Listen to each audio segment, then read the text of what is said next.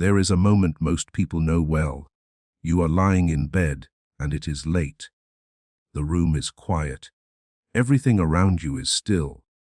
But inside your mind, something is moving.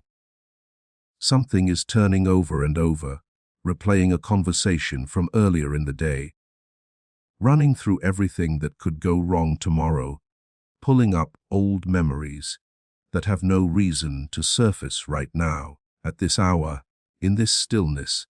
You didn't choose those thoughts. You didn't invite them. And yet, here they are. You tell yourself to stop thinking. And the instruction to stop thinking becomes a thought of its own. You notice you are still thinking.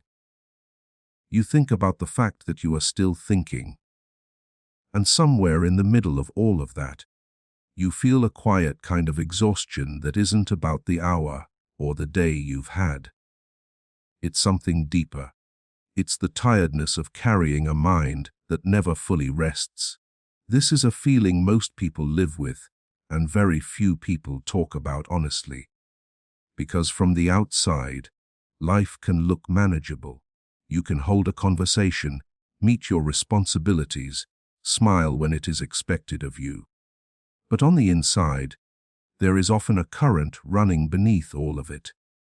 A low hum of mental activity that is always on, always processing, always finding something to worry about or analyze or rehearse.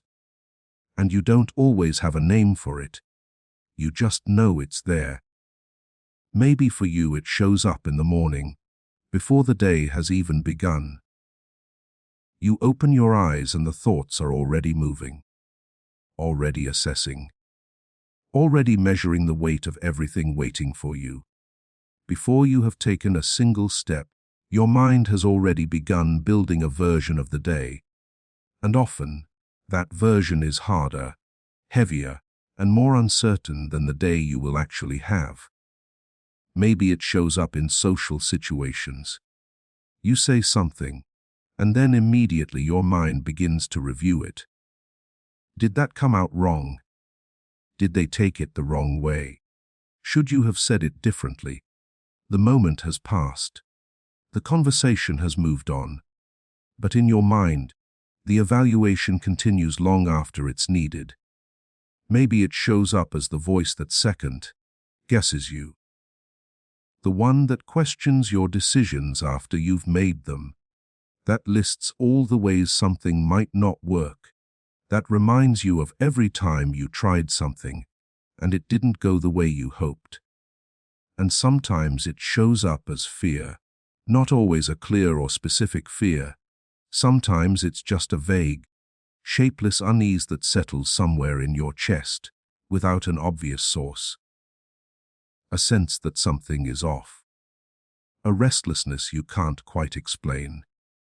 These are not signs that something is wrong with you. They are signs that you are human. Your mind was built to do exactly this. It was designed to think, to anticipate, to protect, to problem solve. The patterns you experience, the overthinking, the loops, the moments of doubt, the anxious rehearsals of things that haven't happened yet. These are the natural outputs of a brain that has been wired over thousands of years to keep you alive. The problem isn't that your mind does these things.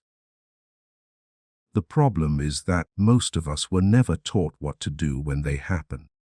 Most of us were raised with the assumption that thoughts are facts. That if you think something, it must mean something true. That if your mind generates a fear, the fear must be warranted. That if a thought keeps returning, it must deserve your attention. We were never really shown how to step back from a thought and look at it with clear eyes, without automatically believing it or fighting against it. And so instead, we do one of two things. We follow the thought wherever it leads. We step into the current and let it carry us. Through worry, through rumination, through loops of analysis that rarely arrive anywhere useful. We give the thought our full energy, our full attention, treating it as something that must be resolved right now. Even when right now is the middle of the night and there is nothing to be done. Or we try to force the thought away. We tell ourselves not to think about it. We push it down, distract ourselves, do anything to make the noise stop. And this works, sometimes, for a little while. But suppression is not resolution. The thought doesn't leave, it waits. And often, when it returns, it comes back with more weight than it had before. Neither of these approaches addresses the actual relationship between you and your thoughts. Because the foundation of everything you are about to explore in this audiobook is this: you are not your thoughts. You are the one who notices them. Read that again slowly, because it matters more than it might seem on first hearing. You are not your thoughts. You are the one who notices them. There is a difference between the thought and the awareness of the thought. There is a version of you that exists behind the noise, a quieter part of your experience that can observe the mental activity without being swept up in it. And while that part of you may feel distant right now or unfamiliar, it is there. It has always been there. This audiobook is not going to promise you a silent mind. It isn't going to offer you a technique that makes difficult thoughts disappear. That would be a false promise, and you deserve more than that. What this audiobook is going to offer you is something more honest and more lasting. It's going to help you understand how your mind works, why it does what it does, and how you can begin to change your relationship with the thoughts that arise. Not by fighting them, not by pretending they aren't there, but by learning how to see them clearly without being defined by them or dictated to by them. Because the truth is, you don't need to control every thought. Thoughts move through the mind the way clouds move through the sky. They come, they change shape, they pass. What you can learn to control is your response, your attention, your interpretation, the degree to which you let any given thought steer the direction of your life. That shift, from reaction to response, from being swept along to choosing your footing, is what it means to work with your mind rather than against it. And it begins here. Before you can change your relationship with your thoughts, it helps to understand where they come from. Not in an abstract way, not in a way that requires you to memorize neuroscience, but in a human way. In a way that makes what you experience on a daily basis make a little more sense. Because when you understand why your mind does what it does, it becomes much harder to be entirely controlled by it. Understanding creates distance, and distance, as you will discover, is one of the most useful things you can develop. Your brain, in its most basic function, is a prediction machine. Every moment you are awake, it is taking in information from your environment, comparing that information to everything you have experienced before, and generating a prediction about what is likely to happen next. This process is mostly unconscious. You don't decide to do it. It simply happens continuously as you move through the world. This is an extraordinary capability. It is what allows you to catch a glass before it falls off a table, to recognize a face in a crowd, to sense when a situation feels wrong before you can fully articulate why. Pattern recognition, prediction, and preparation are the foundations of human survival. Your mind is extraordinarily good at them, but this same system, this rapid, automatic, pattern matching process, is also the source of most of the mental noise you experience. Because your brain doesn't always distinguish clearly between a real threat and an imagined one. It doesn't always know the difference between a danger that exists right now in the present moment, and a danger that you are only imagining. A danger drawn from a memory of something painful that happened in the past, or a projection of something that might happen in the future. When you remember a time you were embarrassed in public, and you feel the flush of that feeling again, that is your brain responding to a memory as though it is a present experience. When you imagine a difficult conversation that hasn't happened yet, and your stomach tightens with anxiety, that is your brain treating a mental rehearsal as something already occurring. This is not a malfunction. This is the brain doing exactly what it was designed to do. But in the modern world, where most of the threats you face are social, emotional, and psychological rather than physical, the system can become overloaded. It can begin generating warnings where there is no actual danger. It can begin treating uncertainty as emergency and imagination as evidence. Memory plays a deep role in this. Every experience you have had, particularly the experiences that carried strong emotional weight, has left a trace in your neural wiring, and your brain uses those traces constantly. When it encounters a new situation, it searches its archives. It looks for patterns that match what it already knows, and it generates a prediction based on what happened last time something similar occurred. This is useful when it works in your favor.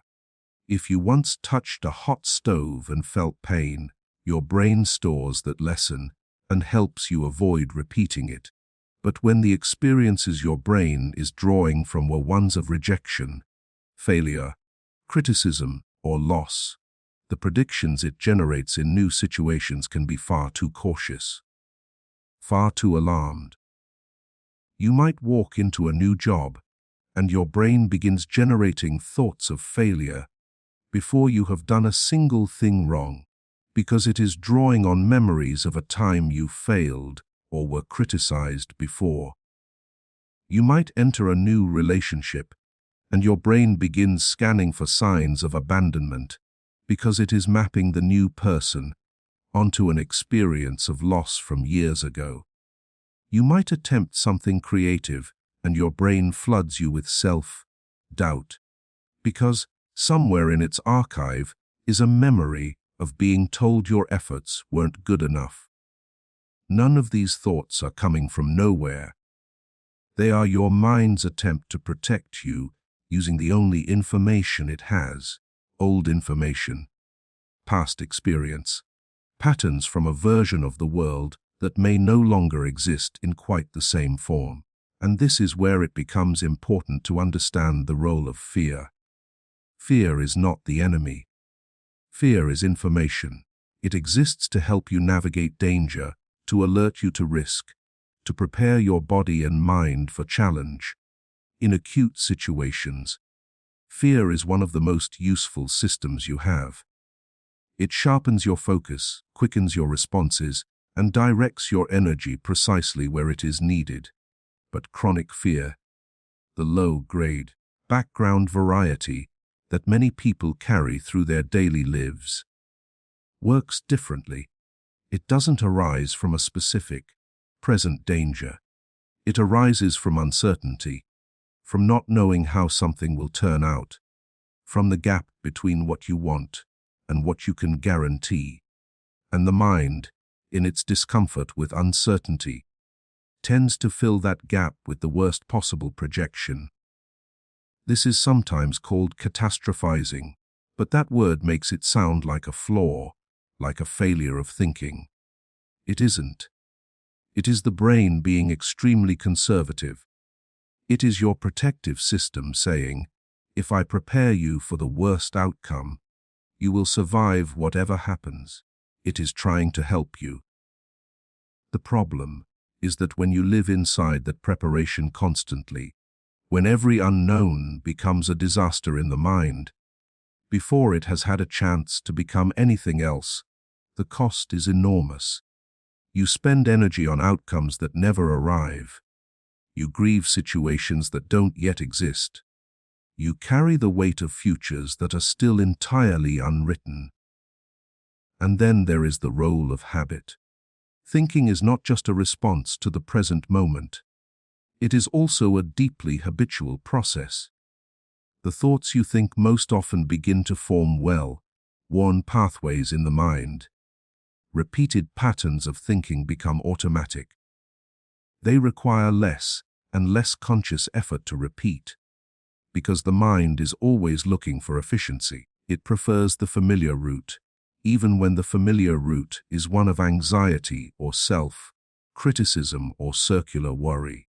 This is important to sit with, because it means that if you have spent years thinking in a certain way, if you have years of practice at self-doubt, or at scanning for problems, or at diminishing your own efforts, those patterns don't change just because you decide they should. They are habits, deep, practiced, automatic habits, and like all habits, changing them takes patience, repetition, and above all, awareness. Awareness is the beginning of everything. Before you can change a thought pattern, you need to be able to see it clearly. Not judge it, not immediately resist it, but see it. Notice it operating. Understand what it is doing and why. This is why the first and most important skill in working with your mind is not a technique for changing thoughts. It is the simple, profound practice of noticing them, noticing without judgment, without alarm, without the immediate urge to push the thought away or follow it wherever it wants to lead. Just noticing. Your mind works this way because it is doing its best with what it has, with the memories, the patterns, the protective systems that have been built up over a lifetime. That is not something to fight against. It is something to understand. And from understanding, something different becomes possible. There are certain ways of thinking that most people experience, and yet most people believe are unique to them. There is something quietly isolating about that. You sit inside your own mind, watching the same loops play out again and again, and somewhere along the way you begin to believe that no one else's mind works quite like this. That other people have figured out something you haven't. That the particular quality of your worry, your self-doubt, your inner critic, that somehow this belongs only to you. It doesn't. The patterns you are about to explore are among the most common and well-documented tendencies of the human mind. Researchers have spent decades studying them. Therapists encounter them daily in their work. And ordinary people carry them silently through their lives, often without ever having a language for what they are experiencing. Giving something a name changes your relationship with it. When you can recognize a pattern clearly, when you can see it operating and say, "Ah, that's what this is," you immediately step slightly outside of it. You create a small but meaningful distance between yourself and the thought. And that distance is the beginning of choice. So let's look at these patterns honestly. The first is self-doubt, and it runs deeper in most people's experience than they tend to realize. Self-doubt is not the same as genuine uncertainty. Genuine uncertainty is simply the honest recognition that you don't know how something will turn out. Self-doubt is something more personal. It is a recurring question about your own capacity, your own worth, your own right to want the things you want and reach for the things you reach for. It often sounds like a question. Am I good enough for this? Who do I think I am? What if I'm fooling myself? But these questions rarely arrive with genuine curiosity. They arrive with weight, with an undercurrent of an answer already implied, and the implied answer is usually unfavorable. Self-doubt tends to surface at the moments of highest stakes.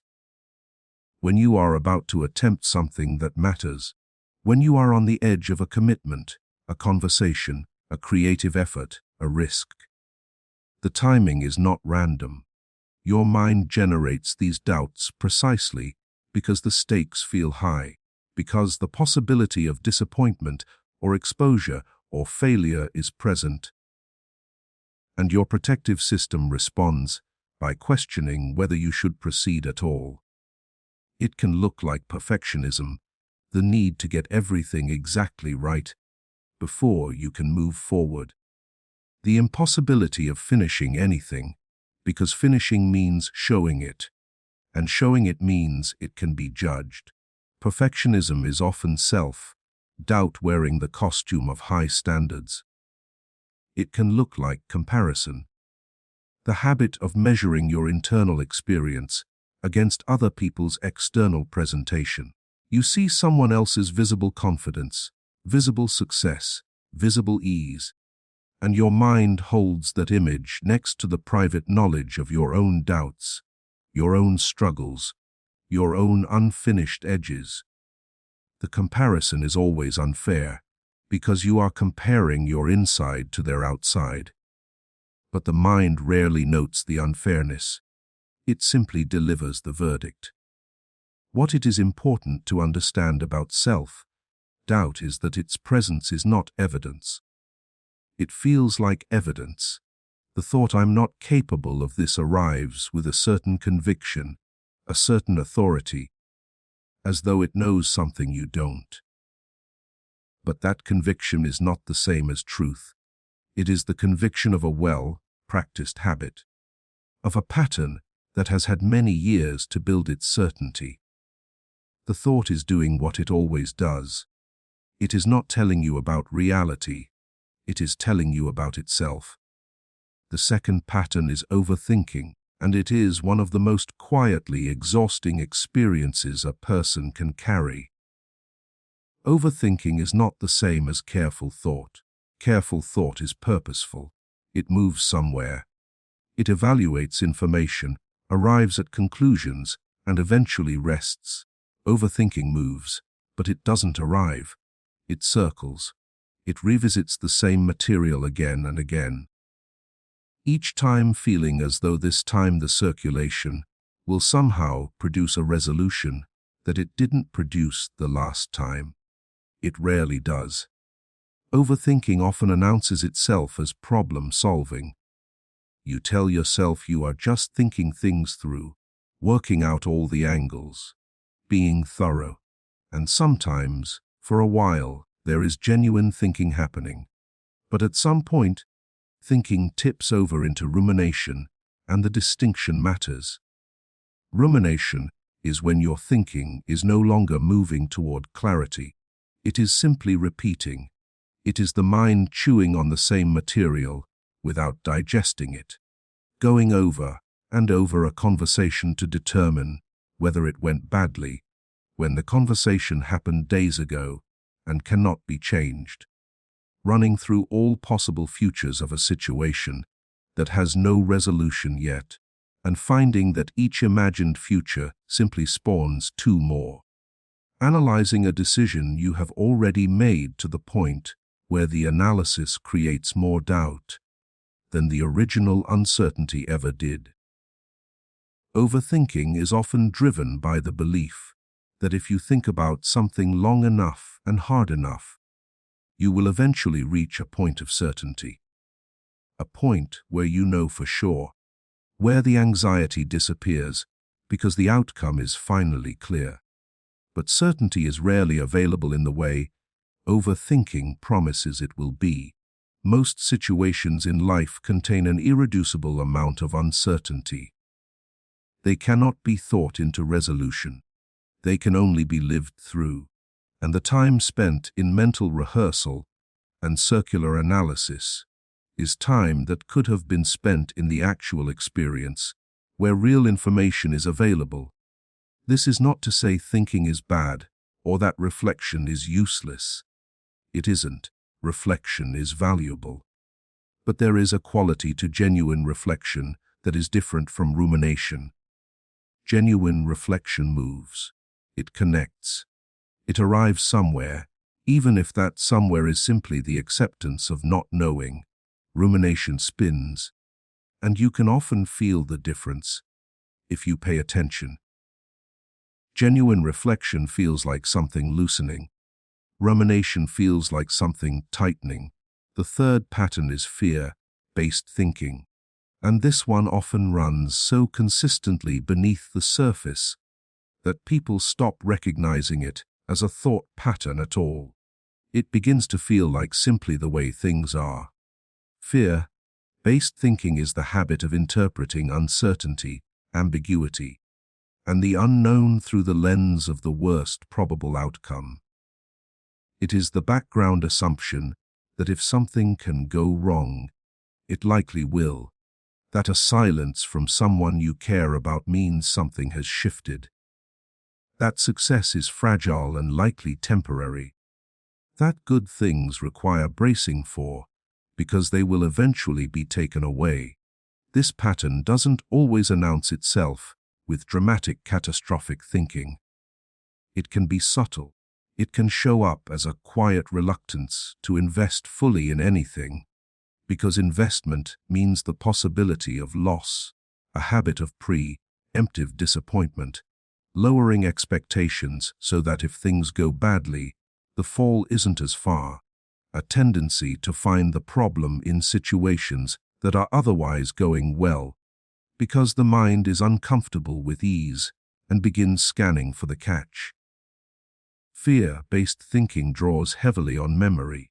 Often the specific fears it generates are not entirely invented.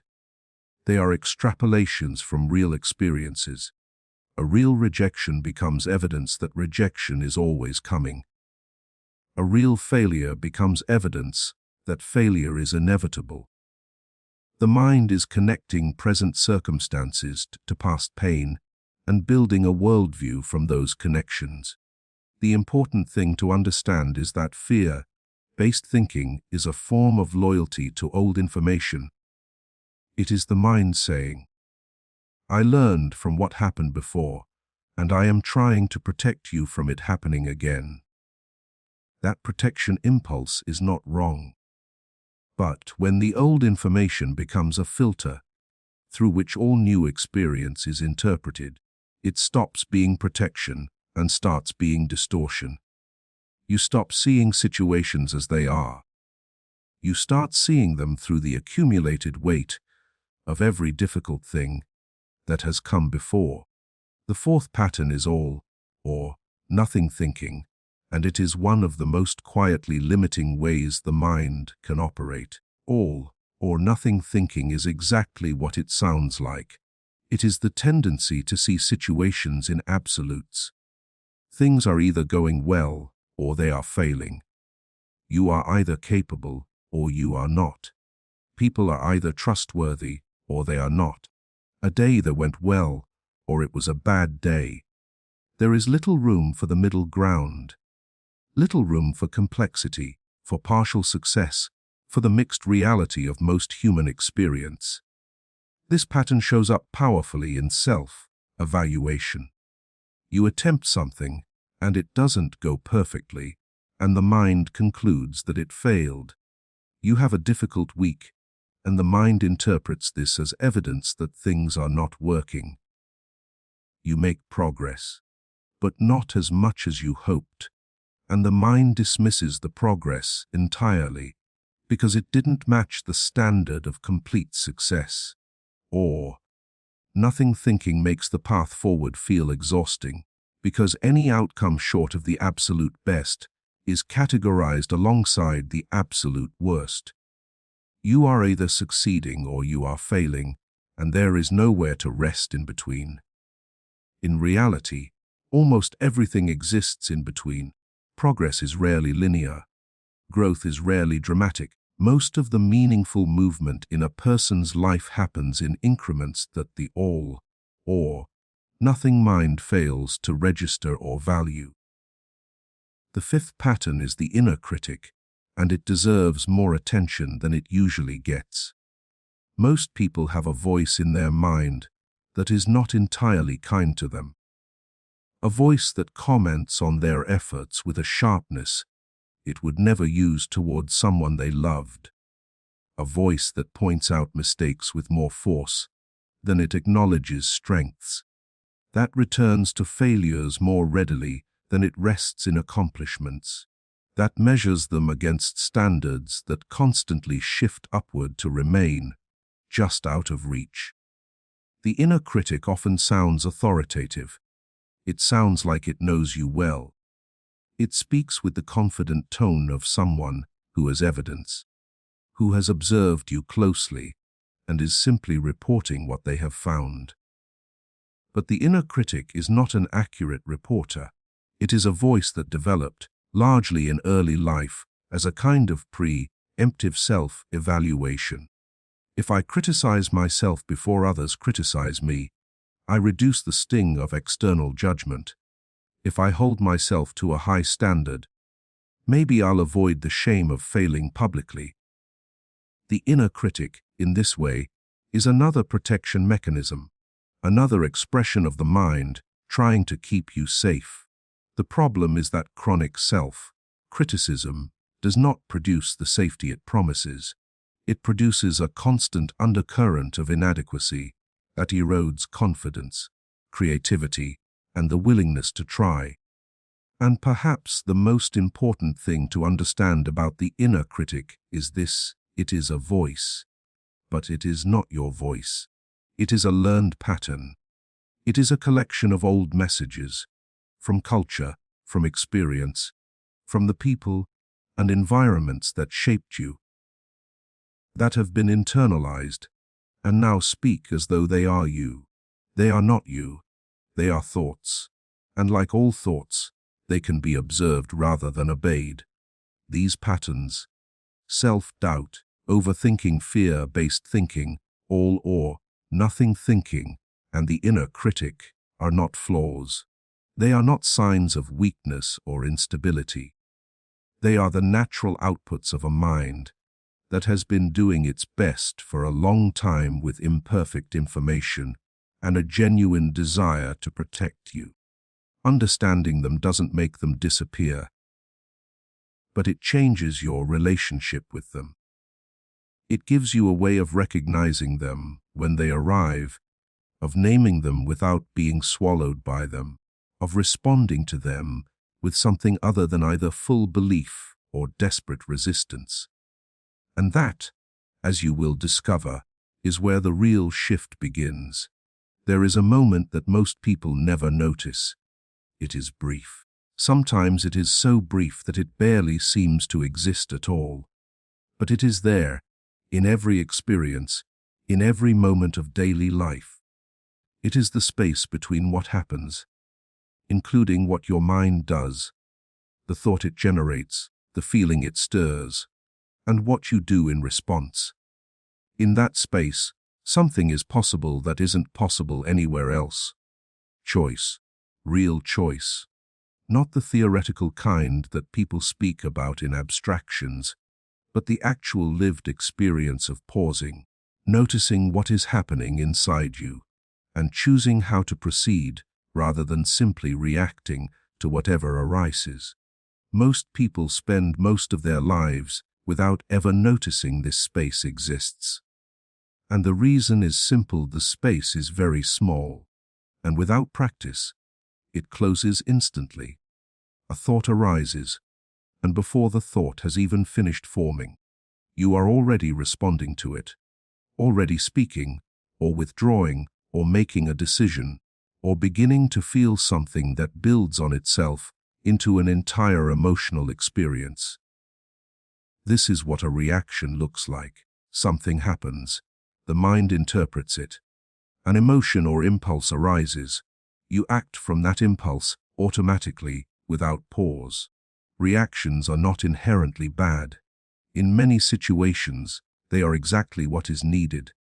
When genuine danger is present, when a quick physical response is required, when automatic competence is useful, Reacting fast and effectively is a skill, but in the emotional and psychological territory of daily life, where most of the things your mind is responding to are not physical dangers, but interpretations, assumptions, and projections, reacting automatically, without pause, often makes things harder rather than easier.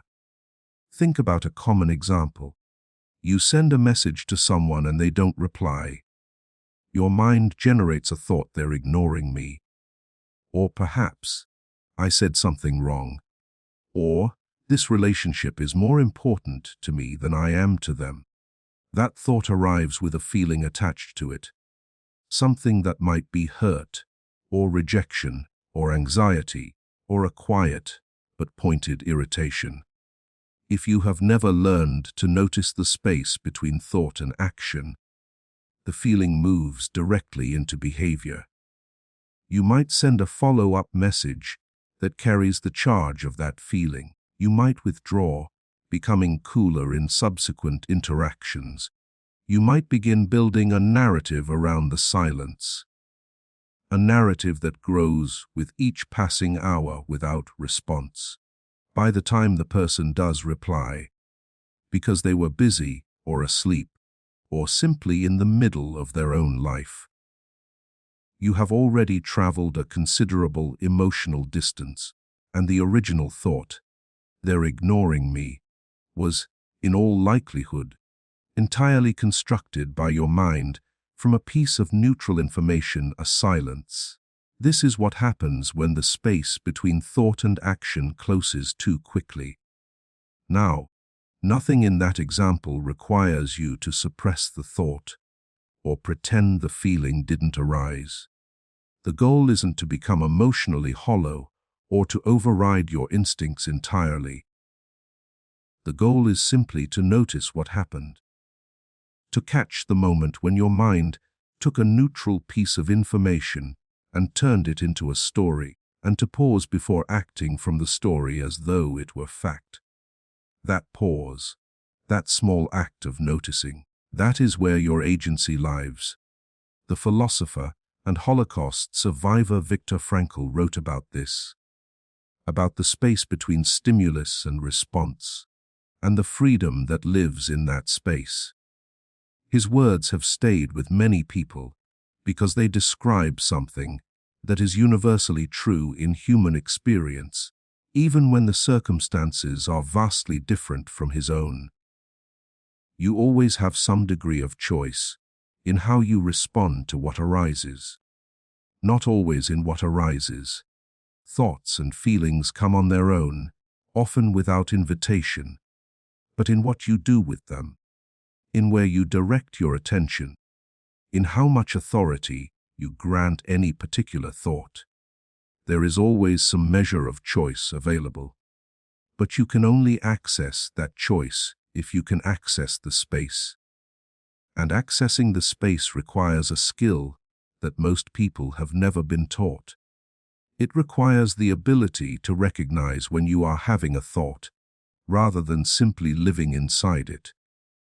There is a difference, and it is a meaningful one. When you are living inside a thought, it feels like reality. The thought "I'm not capable of this" feels like a factual observation. The thought "nobody cares" feels like a description of the world. The thought "this is going to go badly" feels like a forecast that has already been confirmed. When you recognize that you are having a thought, when you can step back just slightly and observe it, something shifts. The thought doesn't disappear, but it loses some of its opacity.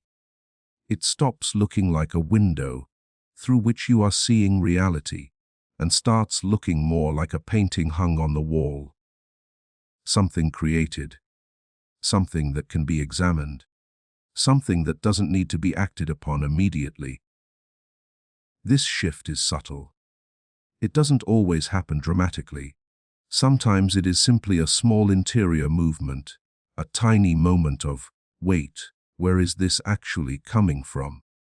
But that small movement is significant. It is the beginning of working with your mind, rather than simply being moved by it. Now, reactions become habits. This is an important truth, and it deserves careful attention. Every time you respond to a trigger in a particular way, that response pathway becomes slightly more familiar, slightly more automatic.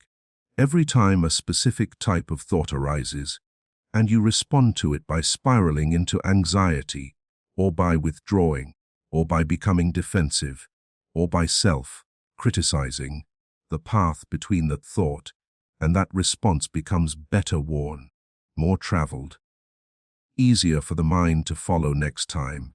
This is how emotional habits form. Not through a single dramatic experience, but through repetition, through the cumulative weight of many moments in which the space between thought and action was never occupied, never noticed, and the automatic response moved through unchallenged. The good news, and this is real, not wishful, is that this process works in the other direction as well.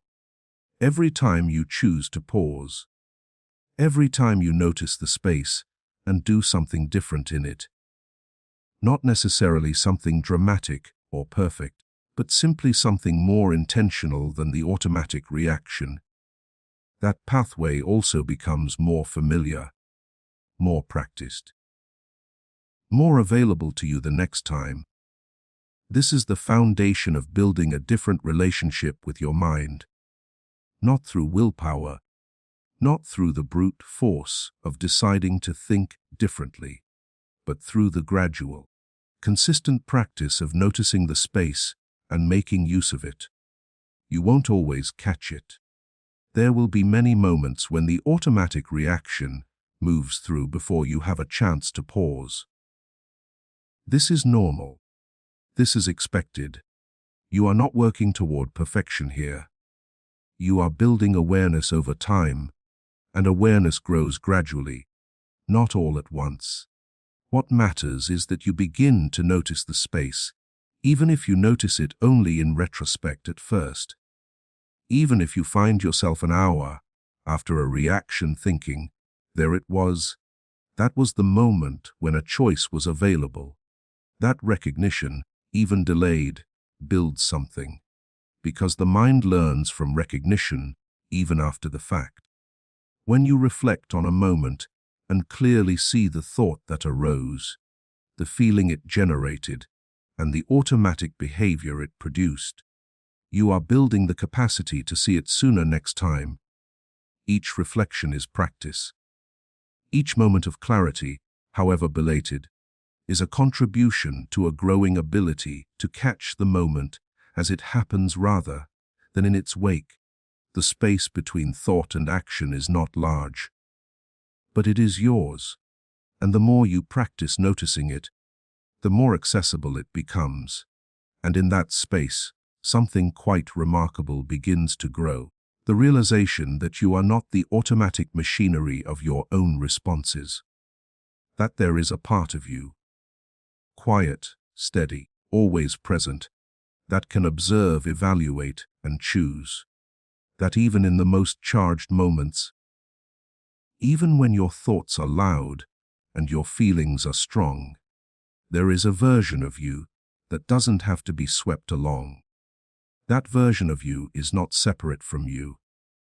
It is the deepest part of you, and it has been waiting for you to notice it. There is a way of relating to your thoughts that most people have never been offered. Not as truths that must be believed, not as threats that must be fought, not as problems that must be immediately solved, but as events, as mental weather, as passing phenomena that arise, shift, and pass through the landscape of your awareness without necessarily meaning anything definitive about you or the world. This way of relating to your thoughts is called observation. And while the idea sounds simple, the practice has more depth to it than you might expect. Observation is not distance in the cold sense. It isn't about becoming emotionally detached or indifferent to your inner life. It isn't about watching your thoughts from behind glass, sealed away from your own experience. It is something much warmer and more honest than that. Observation is the practice of curiosity, of approaching your own mental activity with the same gentle interest you might bring to watching clouds move across the sky. Not invested in whether the clouds are there or not trying to push them away or hold on to the ones you prefer. Simply watching. Simply noticing the movement, the shape, the way things shift. When you are curious about your thoughts, rather than alarmed by them, something significant changes.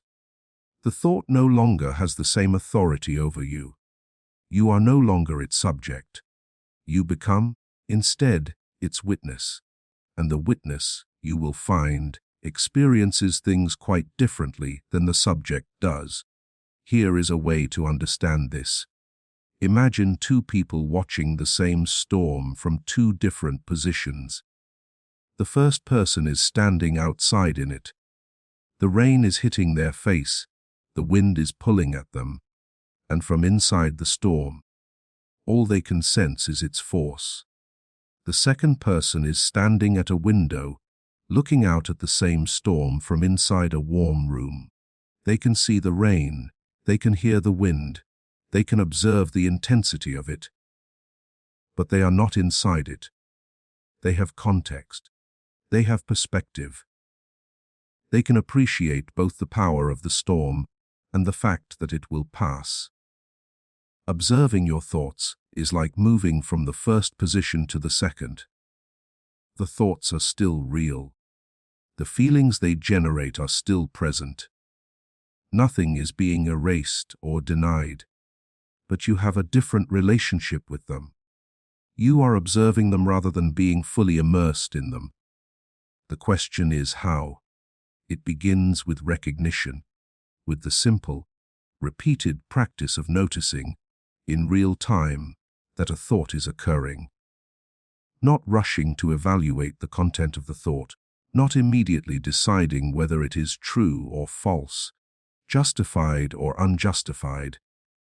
Just recognizing the fact that the mind is producing something, and that you are aware of that production.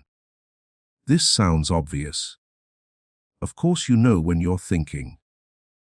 But there is a difference between thinking and knowing you are thinking. There is a difference between being so immersed in a thought that the thought feels like reality and standing just far enough back to notice this is a thought happening. That shift, that small moment of metacognition, of thinking about the thinking, is the door into observation. You can begin practicing this in the smallest of moments.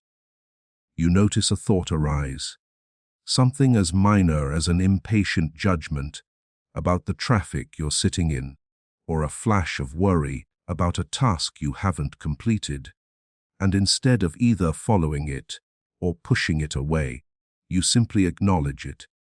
You might even name it quietly, internally. I notice I'm having the thought that this is going to make me late. I notice I'm having the thought that I'm not doing enough. The phrase, I notice I'm having the thought that, is worth pausing on because it does something precise. It creates a grammatical separation between you and the thought.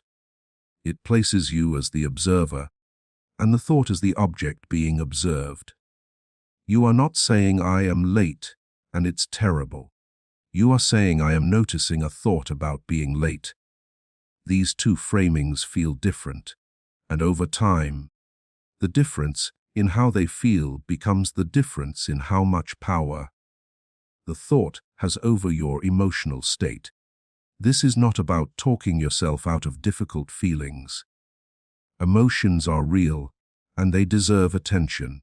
If you are genuinely distressed, acknowledging that distress matters. If you are genuinely hurt, recognizing that hurt is part of honest self-awareness. The goal of observation is not emotional bypass, it is emotional clarity.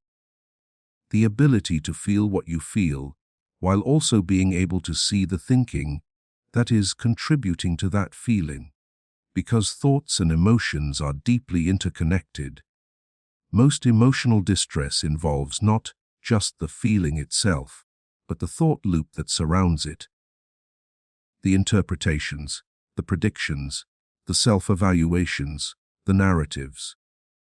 When you can observe the thought loop, when you can see it operating as a pattern rather than experiencing it as reality, the emotional charge often decreases, not necessarily to zero, but to a manageable level, to a level at which you can function, choose, and respond with some degree of intention. Now let's talk about judgment, because this is where many people struggle. The natural human tendency, when observing your own thoughts, is to judge them. You notice a thought that is unkind about someone you care about, and you judge yourself for having it. You notice a thought that is fearful or avoidant, and you add a layer of self-criticism on top of it. Not only am I anxious, I am anxious about things I shouldn't be anxious about, and that makes it worse. Judgment of thoughts creates a second layer of difficulty on top of the original, and it keeps you from being able to observe clearly. You cannot both be genuinely curious about something and simultaneously condemning it.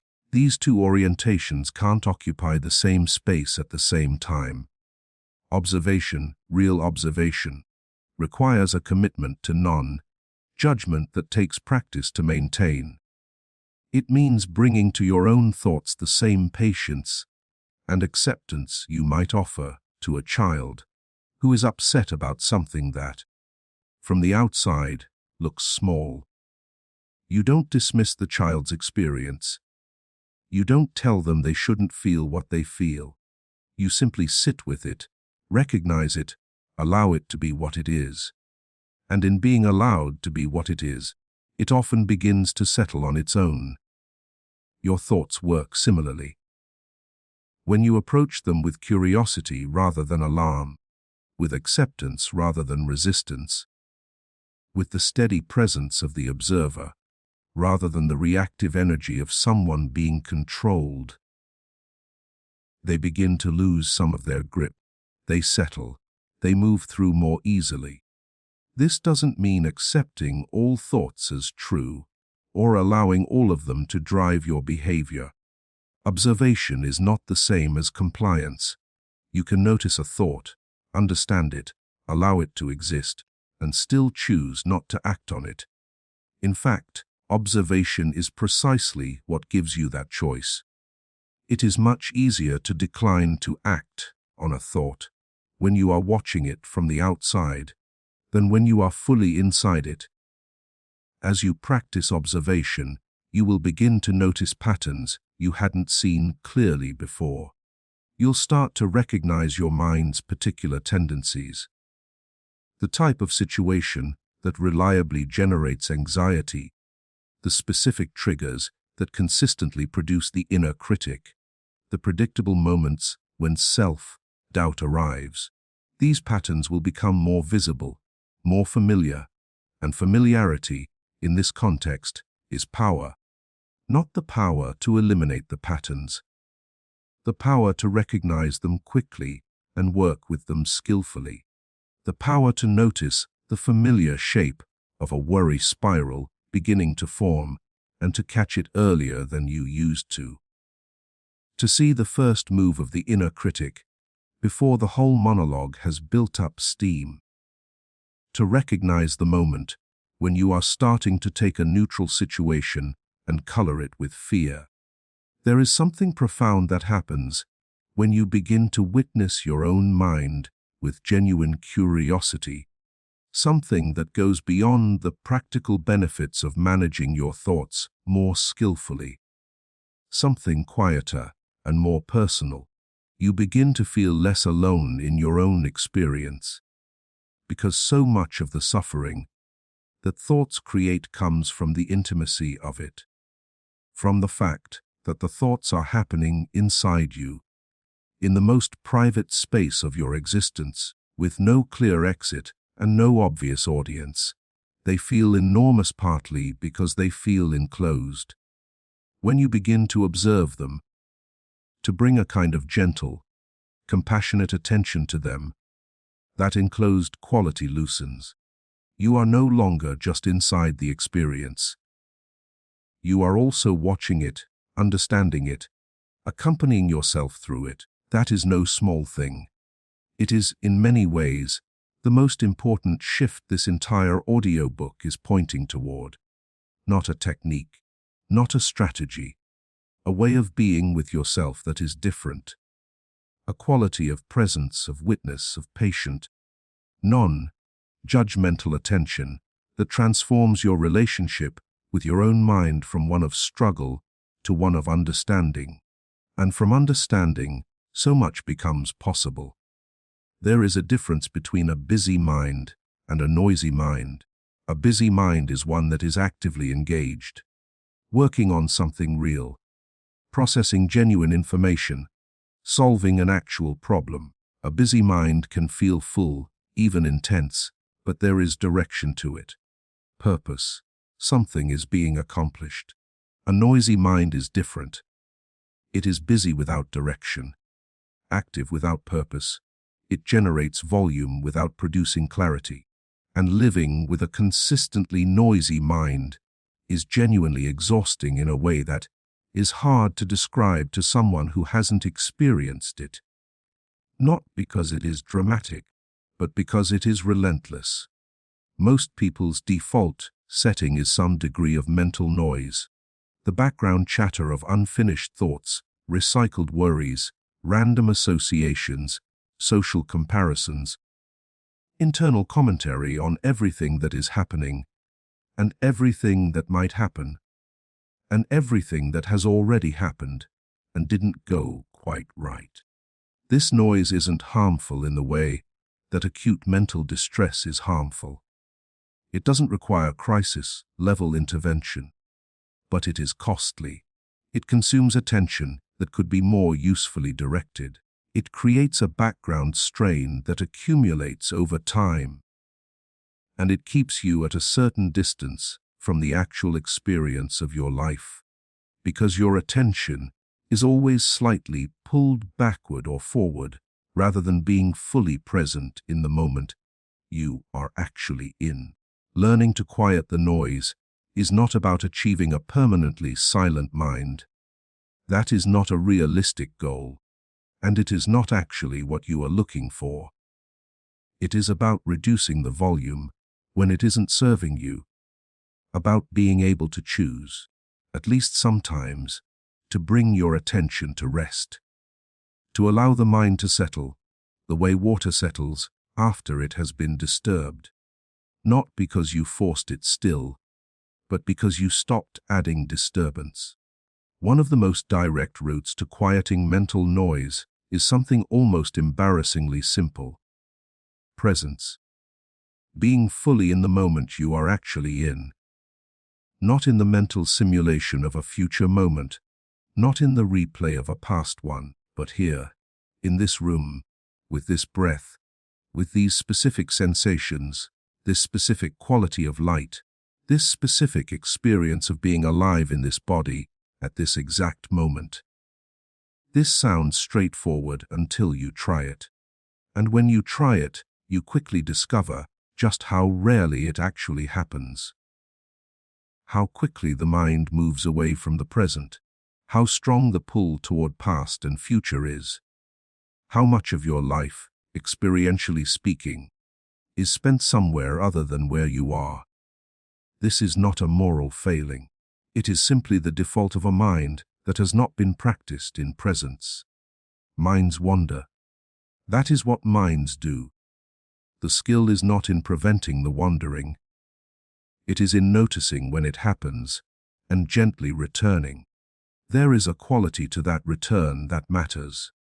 The gentleness of it. When you notice that your mind has wandered and you bring yourself back to the present moment, the quality of that return makes a difference. If you return with judgment, There I go again. I can't even stay focused for 30 seconds. You add another layer of mental noise on top of the original distraction. The judgment becomes the new disturbance. If you return with gentleness, simply noticing, I wandered, and returning, you do something different. You train the mind, through repetition, that returning to the present is a neutral act, a simple act, something that can happen without fanfare or self-criticism, just a gentle, repeated turning of attention back to where you want it to be. This practice, done consistently over time, builds something that is sometimes described as attentional stability. The ability to choose where your attention rests, and to bring it back when it moves, without a struggle. It is among the most practically useful things a person can develop. Breath is one of the most accessible anchors for presence. Not because there is anything mystical about breathing, but because it is always happening, always available, always located exactly where you are. When your mind is in the future or the past, your breath is still in the present. It is something concrete and immediate to return to. You don't need to breathe in any particular way to use it as an anchor. You don't need a special technique. You simply need to notice it. The sensation of air moving in and out, the slight rise of the chest, the brief pause between inhale and exhale. These are real, present, tangible things. And bringing your attention to them, even for a few seconds, can shift something in the quality of your mental experience. Not always dramatically, not always in a way that immediately calms a heightened emotional state, but consistently, over many moments of practice, something accumulates.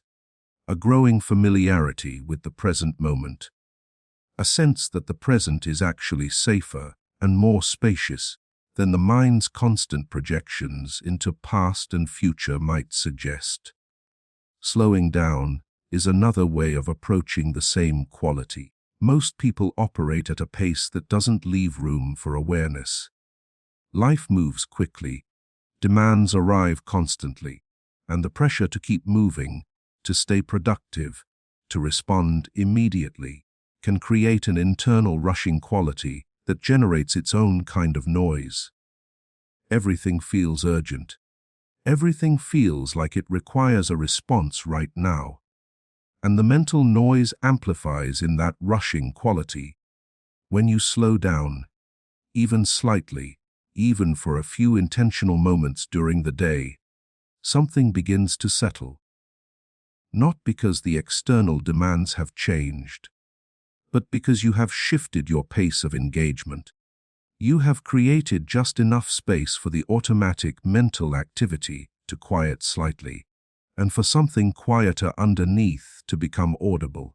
Slowing down can be as simple as pausing before you respond to something. Taking a full breath before answering a question. Walking at a slightly slower pace for a few minutes and actually noticing your surroundings. Eating a meal without looking at a screen, with your full attention on what you are tasting. Sitting in silence for 5 minutes without reaching for stimulation. These are small things.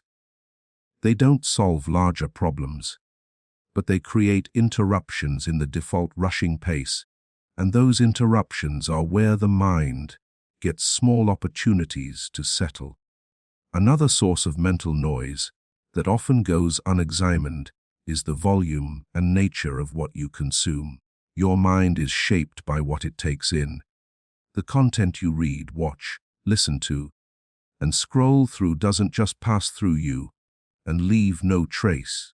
It contributes to the background emotional tone of your inner world. The nervous, urgent, alarming quality of most news media. The ambient social pressure and comparison of most social media. The density of information that most people process daily. All of this becomes part of the texture of your mental environment. This is not a call to disengage from the world.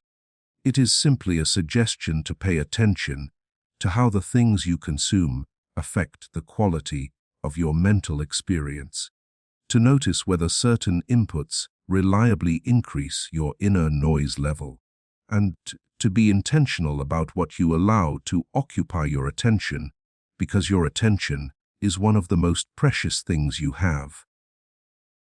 Silence is underrated in most people's lives, not the absence of sound necessarily, though that can be genuinely restorative, but the absence of external input, time in which you are not processing new information, not responding to demands, not consuming content, time in which the mind is simply allowed to exist without being asked to perform. Most people find this uncomfortable at first. The quiet can feel like an invitation for difficult thoughts to surface, and sometimes it is.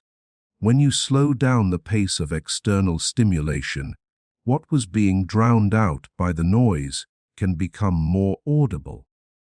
This is not always comfortable in the beginning, but with patience, the quiet becomes something different. It becomes a place of recovery, a space in which the mind can integrate its experiences, settle its activity, and find its own natural resting point. This resting point is not the absence of thought. It is a lighter, more spacious quality of mental experience in which thoughts move through without the weight and urgency they carry during times of constant stimulation and rushing. The mind, when given enough quiet and enough gentleness, does naturally tend toward greater calm. Not always, not immediately, but consistently, as a direction when it is given the conditions to settle. You cannot force the noise to stop, but you can stop adding to it. And in that stopping, in the simple, patient practice of not generating more stimulation, more urgency, more noise, the natural capacity for quiet begins to emerge. There is a difference between responding and reacting that is easy to describe and takes a lifetime to fully develop. Reacting is automatic. It is the unmediated output of a triggered system. Something happens, your mind generates an interpretation, an emotion arises, and behavior follows, all in the space of a second or two, without deliberate engagement. Reacting is not always wrong. As you've explored, automatic responses are sometimes exactly what a situation calls for. But in the emotional and relational dimensions of daily life, reacting automatically, without the brief pause of awareness, often produces outcomes that don't reflect who you genuinely want to be. Responding is different. Responding still involves all the same elements: a triggering event, a mental interpretation, an emotional experience. But there is something inserted between the feeling and the action. There is a moment of awareness, a moment in which you are present to what is happening inside you, and in which you can make a choice about how to proceed. The choice doesn't need to be elaborate. It doesn't need to be wise or articulate or perfectly calibrated. Sometimes a considered response is simply a pause of 3 seconds before speaking. Sometimes it is a breath taken before making a decision. Sometimes it is just a quiet internal acknowledgement of, "I notice I'm feeling defensive right now," before deciding how to continue the conversation. These small acts of awareness carry weight disproportionate to their size, because they interrupt the automatic chain. They insert you, your genuine awareness, your values, your considered perspective, into a process that would otherwise run without you. There are some specific situations where the difference between reacting and responding is particularly significant. One of them is conflict. When you feel criticized, dismissed, misunderstood, or confronted, the reactive impulse is often either to attack or to withdraw. fight or flight, translated into emotional and relational terms. The automatic defense rises before you have had a chance to really understand what is happening, before you have had a chance to check whether the interpretation your mind generated is accurate, before you have had a chance to ask what kind of response would actually serve the situation well. Most conflicts escalate not because the underlying disagreement is unresolvable, but because both people respond reactively, each to the other's reaction in an escalating loop. One person's defensive comment triggers the other person's defensive response, which triggers a more forceful version of the first, and very quickly the conversation is somewhere entirely different from where it began. When you can pause, even briefly, in the middle of a charged interaction, when you can notice that you are feeling triggered, that your mind has generated an interpretation, that an emotional response is moving through you, you create the possibility of a different trajectory, not necessarily a perfect one, not necessarily one that immediately resolves the conflict, but a more intentional one, one that has a better chance of leading somewhere useful. This kind of pause in conflict is not weakness. It is not compliance. It is not the suppression of legitimate feeling. You can feel genuinely hurt or frustrated and still choose how to express that. You can disagree strongly and still choose how to communicate your disagreement. Awareness of what you're feeling is not the same as suppressing it. It is the opposite. It is being honest enough with yourself about your emotional state to engage with it, rather than be driven by it blindly. Another situation where the considered response matters enormously is in how you talk to yourself. The internal dialogue that runs through your mind shapes your experience more powerfully than most external circumstances do. And most people's internal dialogue, as we explored earlier, has a critical, punishing, or anxious quality much of the time. The inner critic voices its concerns. The catastrophizing mind runs through its scenarios. The self-doubting voice questions everything. When these patterns arise, the reactive response is usually either to believe them wholesale or to engage with them in argument, to get into a kind of internal debate about whether they are right, which usually just amplifies the energy around the thought and gives it more presence in your awareness. The considered response is neither belief nor argument. It is recognition and redirection. Recognition. I notice this is the self-critical voice. I've heard this before. I understand where it comes from. I'm not going to take it at face value, and I'm not going to wrestle with it. Redirection. I'm going to bring my attention to something more useful. Not because the thought is wrong, or because I'm pretending it didn't arise, but because engaging with it further isn't serving me right now. This takes practice. It doesn't happen fully on the first attempt, or the 10th. But with consistency, the habit of recognizing the pattern and choosing not to invest in it builds. The thought arises. You see it, you don't follow it, and gradually, very gradually, it loses some of its automatic authority. Intention is another key dimension of responding rather than reacting.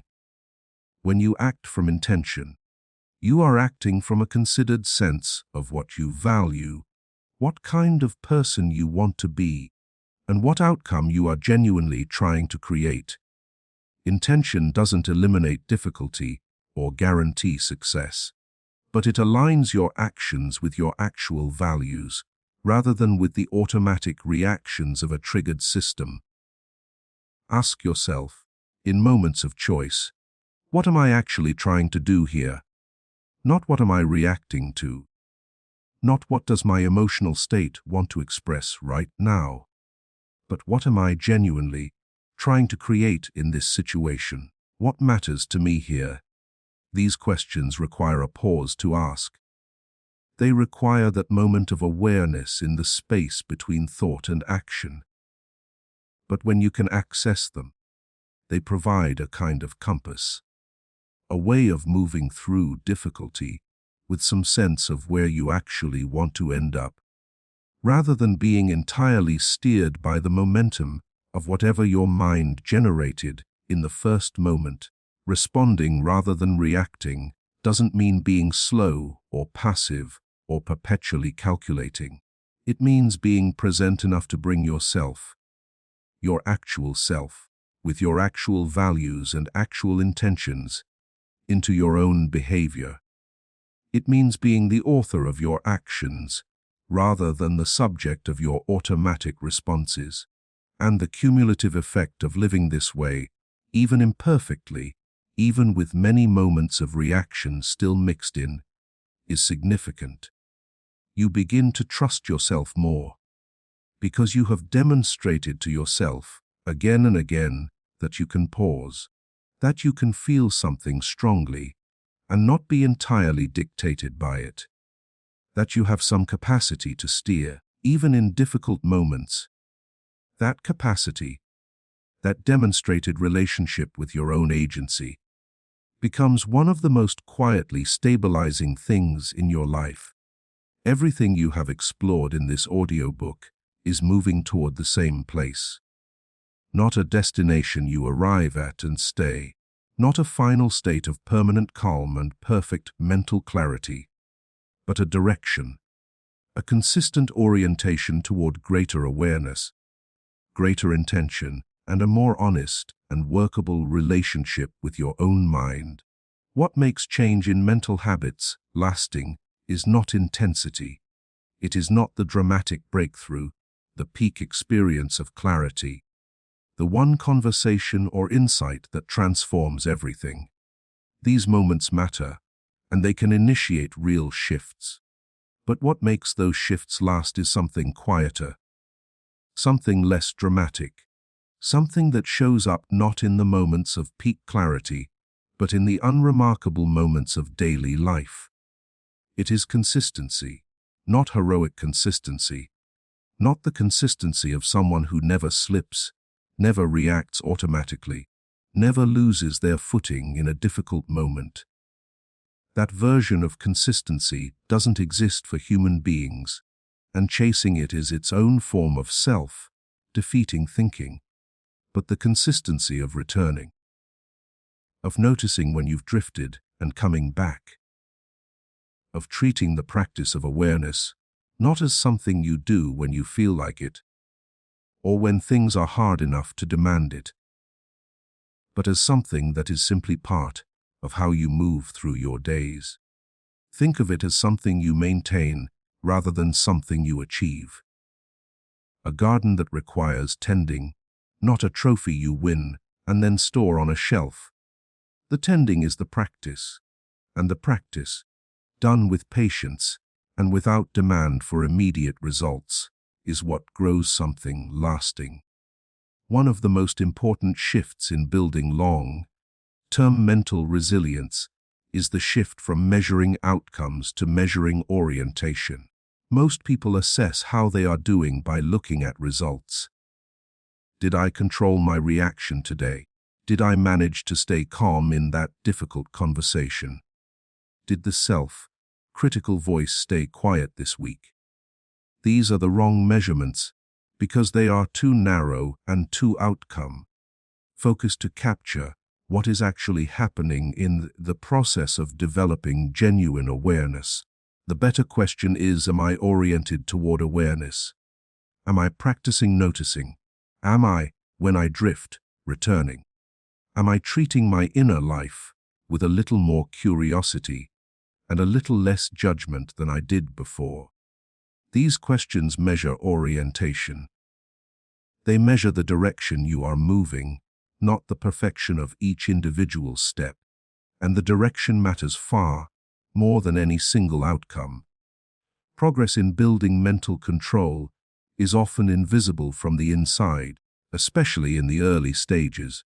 You might not notice the moments when you paused and chose a response, rather than reacting automatically, because those moments don't feel dramatic. They feel like nothing in particular. You caught something before it escalated, and so there was no escalation to notice. The absence of drama is not evidence that nothing is happening. Often it is evidence that something is working. What you might notice more clearly over time is the quality of your experience during difficult moments. Not that the difficult moments stop occurring, they won't. But that you have a slightly different relationship with them when they do arrive.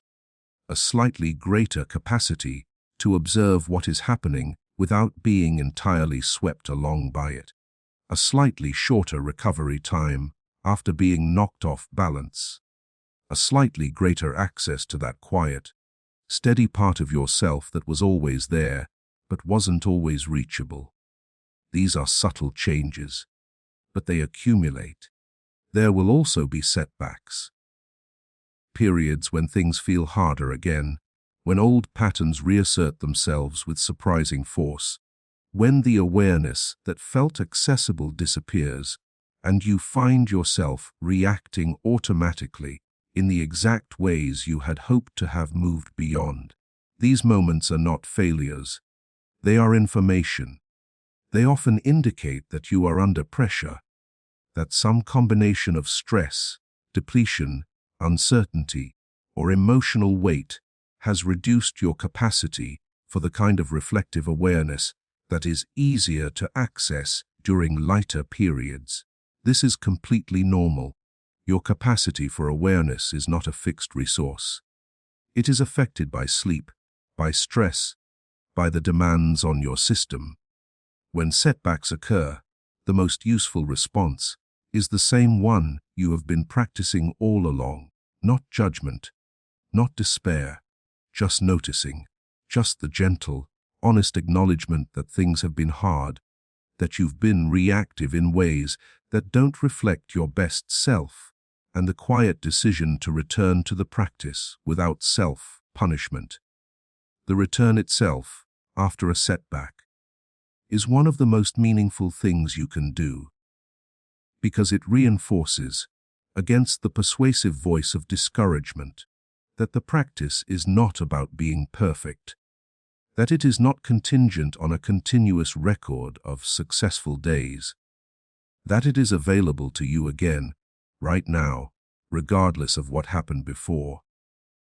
One of the most powerful things you can build as part of this long-term practice is a growing library of self-knowledge. You now have some language for common thought patterns, but your particular mind has its particular tendencies, its specific triggers, its own most practiced loops. The more clearly you come to know these, not as flaws to be ashamed of, but as known aspects of how you operate, the more prepared you are to meet them skillfully when they arise. This kind of self-knowledge is not fixed. Your patterns change over time as your life changes, as you grow, as the things that challenge you shift. What creates anxiety in your 20s may be different from what creates anxiety in your 40s. What triggers self-doubt in one season may give way to different kinds of uncertainty in another. The practice of noticing needs to remain fresh, genuinely curious, open to discovering that you are changing even as it observes you. This is one of the things that makes the practice of awareness not just useful, but genuinely interesting.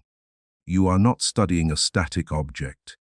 You are accompanying a living, evolving human being, yourself, through the ongoing experience of being alive, and that living being is always more complex, more nuanced, more surprising than any fixed story about it could capture.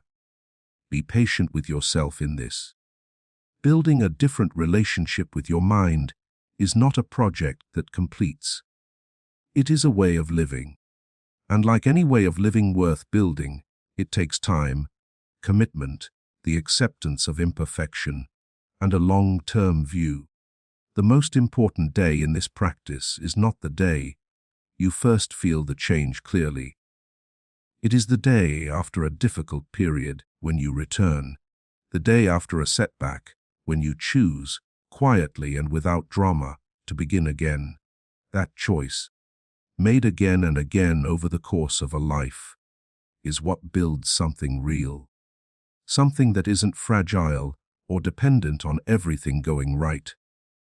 Something that holds even when things are hard. That is what lasting mental resilience looks like. Not the absence of difficulty, but the capacity to meet difficulty with awareness and to keep returning to that awareness, no matter how many times you drift away.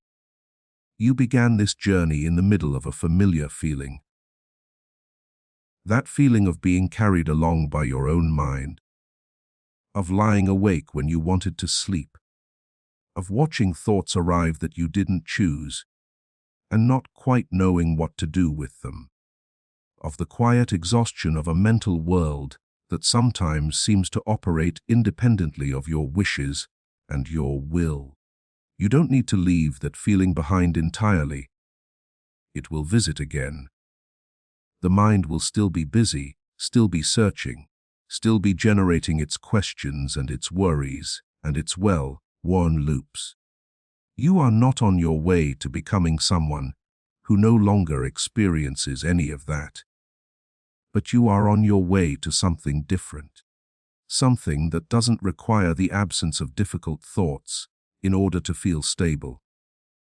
You have heard, across these pages of listening, that your thoughts are not absolute truth, that they are the natural output of a mind shaped by memory, by fear, by patterns built over time, that they can be mistaken and still feel certain, that they can be habitual and still feel fresh, that they can be trying to protect you, even when their effect is to constrict you. You have heard that there is a space between a thought and what you do next. A space that is small but real, a space that belongs to you, and that in that space, with practice and patience, something different from pure automatic reaction becomes possible.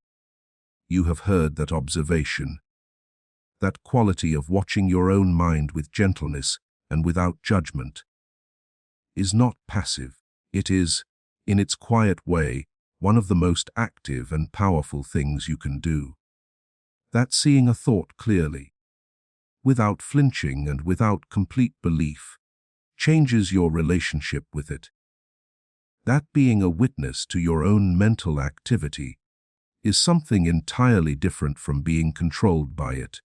You have heard that the noise in your mind can be quieted without being forced. That presence and slowness and the patient return to the actual moment you are in creates conditions in which the mind naturally settles. Not because you made it, but because you stopped adding to the disturbance. You have heard that responding and reacting are different things, and that the difference lives not in the intensity of your feelings, but in what you do with the space between feeling and action. You have heard that building something lasting in your inner life requires consistency over intensity, orientation over perfection, the gentle, repeated return over the dramatic transformation. And underneath all of these things, something quieter than all of them, there is a part of you that has been here through all of it. Through every thought, every feeling, every loop, every moment of clarity, every setback. Something that was present before the thoughts began and remains after they have moved through. Something steady, something that notices. This is not a mystical concept. It is something you can verify in your own experience, if you are willing to be still enough to feel it. Even at the height of mental noise, even in the middle of anxiety or self-doubt or a spiral of worry, There is some quality of awareness that is observing all of it. Some background presence that is watching the storm. That presence is you. The deepest version of you that doesn't get consumed by the weather of the mind. You have always had access to it, even in the moments when it felt completely out of reach, when you were most overwhelmed, most convinced by your thoughts, most at the mercy of your patterns. It was there. It has always been there. What this audiobook has offered is not a map to somewhere new. It is a series of invitations to return to somewhere you have always been, to recognize the observer, to strengthen the capacity for presence, to develop the patient art of working with your mind rather than fighting against it. This is your ongoing practice, not something you complete, not something that ends with a final realization after which all is clear, but something you return to again and again across all the days and experiences that make up a life. You will have mornings when the thoughts arrive heavy and the noise is loud and the gap between thought and action is barely perceptible. And you will have mornings when something is lighter, when the mind settles quickly, when observation comes easily, when the space between thought and response feels wide and spacious. Both kinds of mornings are part of the practice. Both are real. Neither defines the whole. What you are building is not a permanent mental state. You are building a relationship, a long-term, honest, evolving relationship with your own mind. One characterized by understanding rather than fear, by curiosity rather than judgment, by the consistent choice to bring awareness to your inner experience rather than being entirely governed by it. That relationship is already changing in whatever way has been most true for you through this listening. Even the smallest shift in how you relate to a thought, even the single moment of noticing rather than following or fighting, is a real change. It is the beginning of something that, with practice, grows. You don't need to be in perfect control of every thought that arises. You never will be, and you don't need to be. Thoughts will always come. Some will be useful. Some will be uncomfortable. Some will be old familiar patterns wearing new costumes. Some will surprise you with their clarity. Your relationship with all of them can be different from what it was before you began to listen, because you have heard something now that is difficult to unhear. You are not your thoughts. You are the one who notices them. And in that noticing, in that quiet, steady act of awareness, you are already practicing the most important form of control there is. Not control over what arises. Control over what you do with what arises. That is enough. That has always been enough. The noise will rise and fall. The patterns will visit and recede. The mind will do what minds do, searching, questioning, protecting, rehearsing, imagining, and you will be there watching, understanding, choosing wherever possible how to respond. That is the practice. That is the commitment. And it begins again, as it always does right now, in this moment, with this breath, with this quiet awareness of being here. You don't need to control every thought. You only need to stop letting them control you.